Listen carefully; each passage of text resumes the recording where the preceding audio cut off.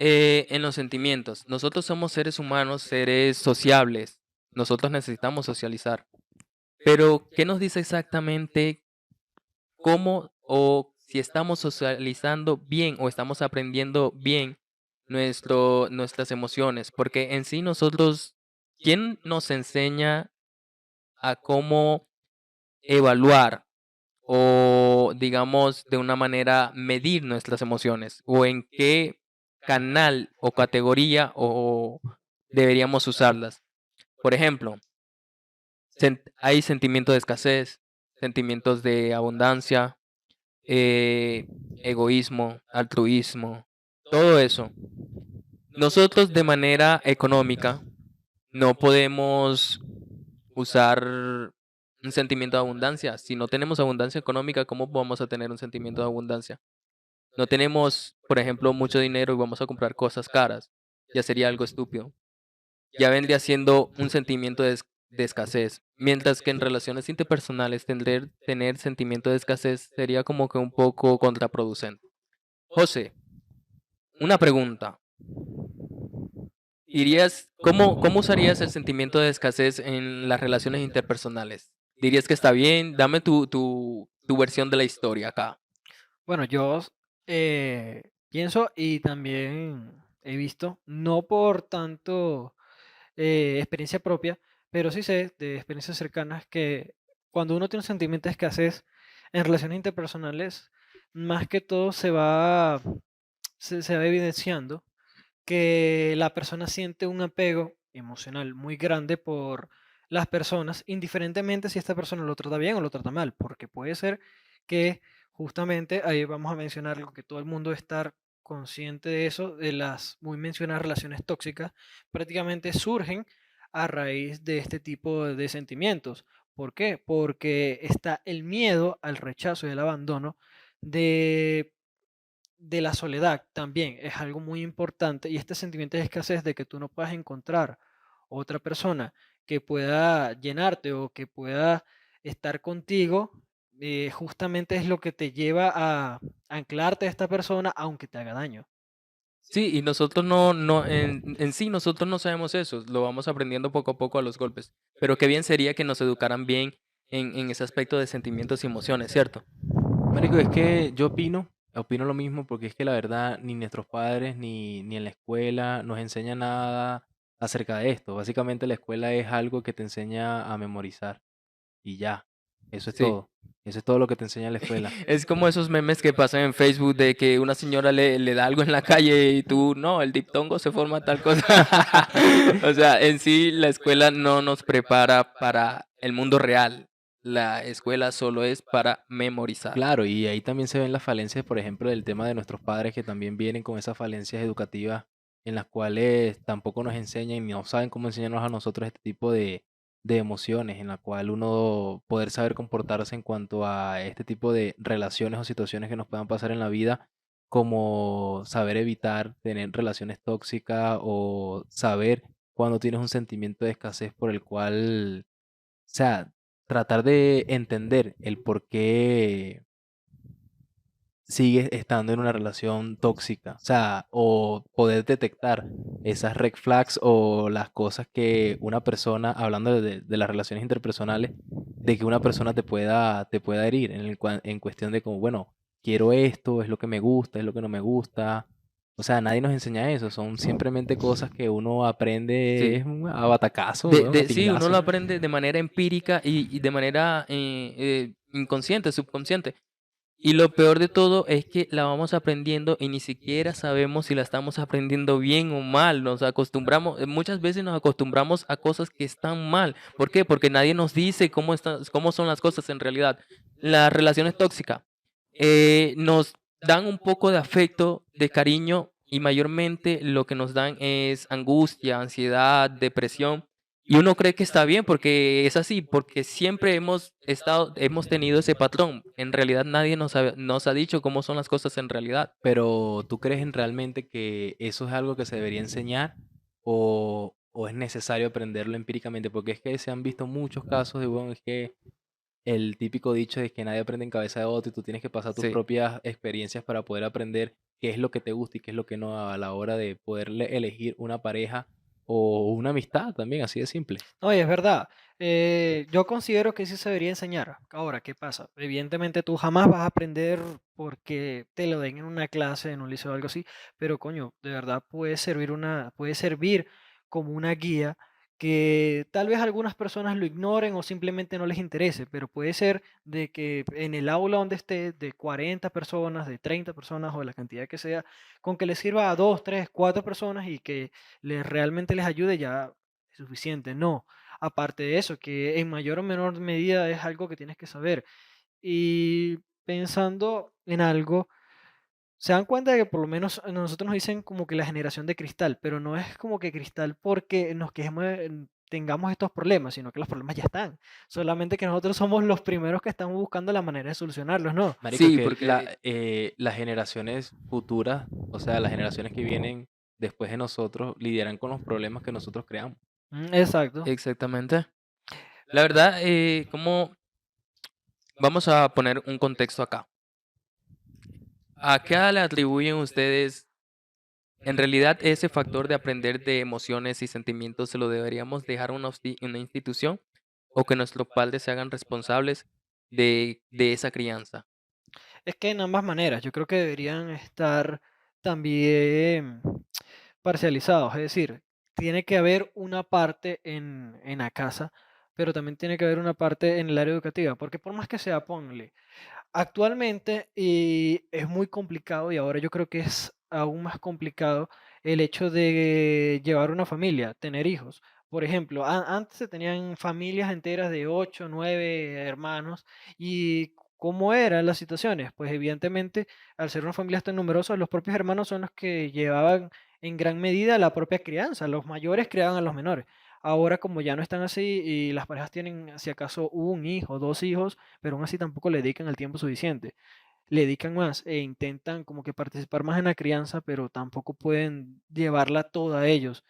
Las instituciones también deberían adaptarse y considero que deberían tomar muchos sistemas que son funcionales en otras regiones. Por ejemplo, en el sistema educativo japonés, principalmente los niños de primaria, mejor dicho, de preescolar, se les enseña más que todo es moral y normas ciudadanas, Valores. valores, mucho antes de que siquiera aprendan a alguna cuenta matemática o se reciban algún examen en su vida. Mucho antes de eso aprenden los valores, cosa que debería ser así, ¿no? Yo, Por- yo, o sea, en tal caso, digamos que una institución y padres, pero en sí, si nuestros padres ya vienen de padres que no eran así, entonces, ¿qué podríamos hacer? Porque si nuestros padres no tenían conciencia de eso, o incluso nosotros no tenemos conciencia de eso y nosotros estábamos tratando de aprenderlo, ¿no sería también que nosotros entremos en una institución como, digamos, cómo criar a tu hijo prácticamente?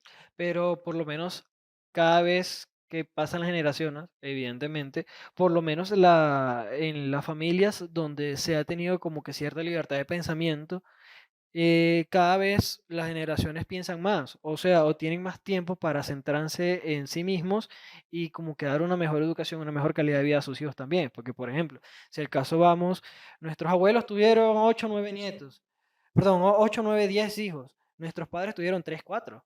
Ah, nosotros qué, uno, dos. Pues, evidentemente la carga laboral y la carga de mantener los hijos es menor, entonces se le puede dar una mejor calidad de vida, en teoría. Claro, eso no es como una norma general, pero podemos llegar a un punto de inflexión donde nosotros seamos como que los que rompamos la regla e intentamos como que cambiar un poco el Es ciclo. que lo que pasa también es que depende de qué curso le quieras dar, por lo menos a la vida de un hijo que quizás tú tengas. Porque es que, ¿qué pasa si, por ejemplo, te crías bajo la tutela de unos padres conservadores, católicos, en este caso? O sea, te van a criar, o si escribes a tu hijo, por lo menos en el caso de tuyo y mío, que estudiamos en un colegio católico.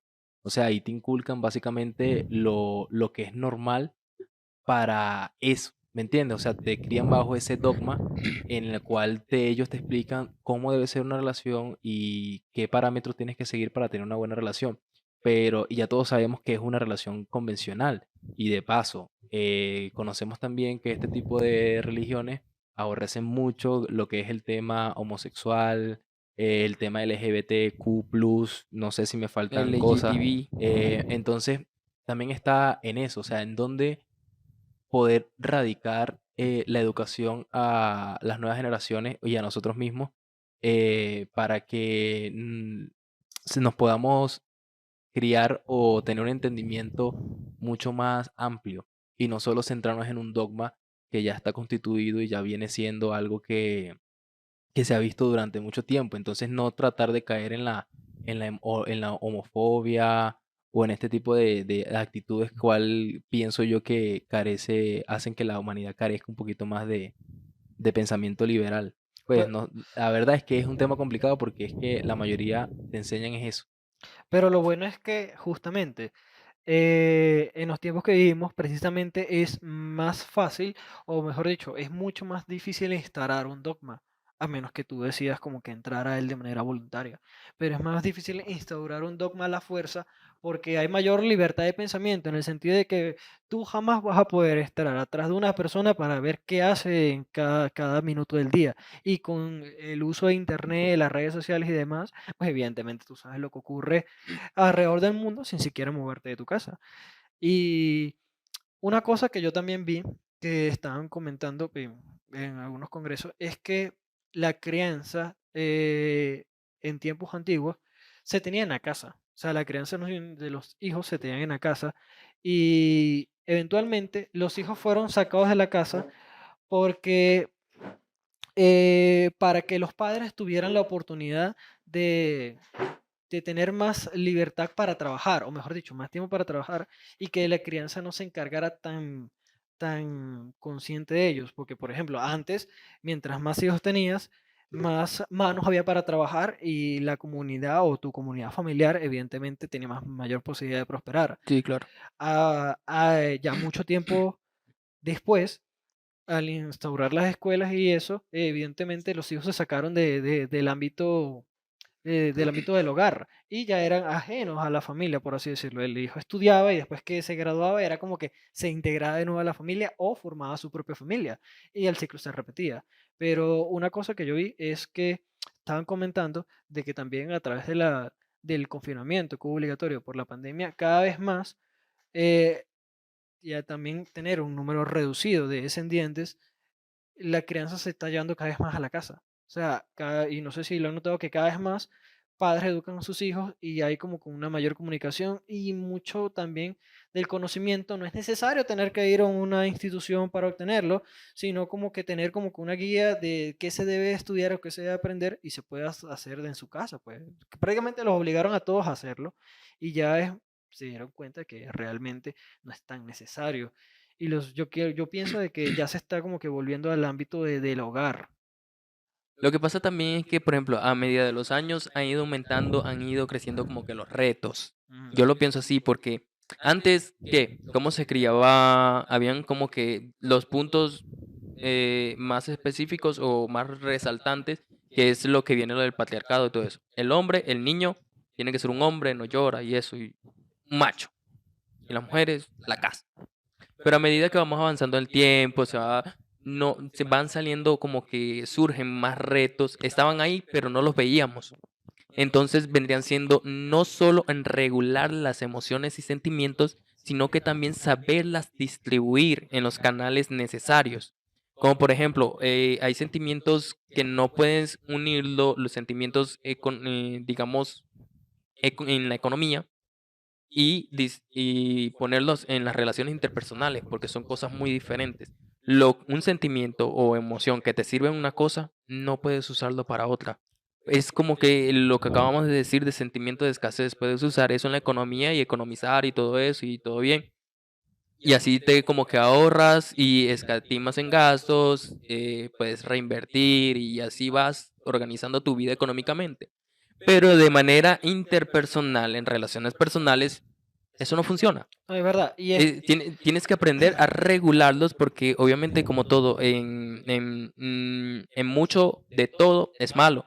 Tienes que aprender a regularlo, pero también a distribuirlo en cada canal, en qué canal va. Porque no puedes usar un sentimiento digamos, de abundancia en economía. en esta situación de Si no pobreza. tienes ingresos bastante grandes, que te vas a endeudar hasta la puta mierda y entonces, ¿qué? Bueno, hay una cosa, hay una regla de oro que real es en economía mejor dicho, una ley tácita, que es que tú no puedes mezclar negocio con sentimientos. Mm, Tú tienes que, cada vez que tú haces negocios, tú no puedes pensar en sentimentalismo ni puedes tener sentimientos encontrados. Tú tienes que pensar de cabeza fría. De hecho, las personas que incursionan en inversiones, en bolsas o recientemente mucho en criptomonedas, precisamente pierden dinero. ¿Por qué pierden dinero? Porque entra a un negocio que es analítico y que es de especulación con emociones. Evidente, no, te estoy perdiendo, listo, voy a vender antes de perder más mentira. Después sube, no, está subiendo y estoy perdiendo de ganar, me estoy quedando afuera. Se meten y después baja, no. Claro, porque es sentimentalismo, porque manejan los negocios con las emociones. Y eso sí es la receta perfecta para salir quebrado. sí, también basado en la euforia. Ujú. Cuando hay mucha euforia en las calles y todo eso, en realidad los sentimientos se tienen que tener fuera de lo económico, pero en sí con sentimientos de escasez me refiero a es, como dije, economizar, Sí, ahorrar y todo claro. eso, porque digamos un sentimiento de abundancia en las relaciones personales no lo puedes usar en lo económico tampoco. ¿Por qué? Porque los coach mayormente dicen y tienen eso en la mente de que los recursos son ilimitados. Puedes lograr lo que sea, son ilimitados. El mundo no es expandible, el mundo se acaba. Los materiales, los recursos son limitados. O sea, no sé a quién le venden la idea de que son ilimitados. Y es que exacto, es que justamente ese tipo de coaching que hacen de que el mundo es ilimitado es una estupidez, porque básicamente lo hacen es como que para crear unas redes de vendedores, pero si es que si todo saliera perfecto como se supone que debería salir, eventualmente el mundo se va a llenar de vendedores y a quién carajo le van a vender si ya todos venden. Claro. Esa es la situación. Pero realmente el sentimiento de abundancia yo creo que es tenerlo en un buen balance y es tener como que más sentimiento de abundancia que de escasez en las relaciones interpersonales, porque para que no te enfrasques en relaciones tóxicas, no solamente amorosas, es decir, en el ámbito de pareja, sino también con amistades, que también se ven que son amistades que, por ejemplo, te succionan. ¿Cómo así? Pues, tengo un amigo, pero a cada rato te pide dinero prestado o salen juntos y tú terminas pagando todas las cuentas. Pero es mi amigo. Tampoco sirve, ¿no? Tener una amistad así.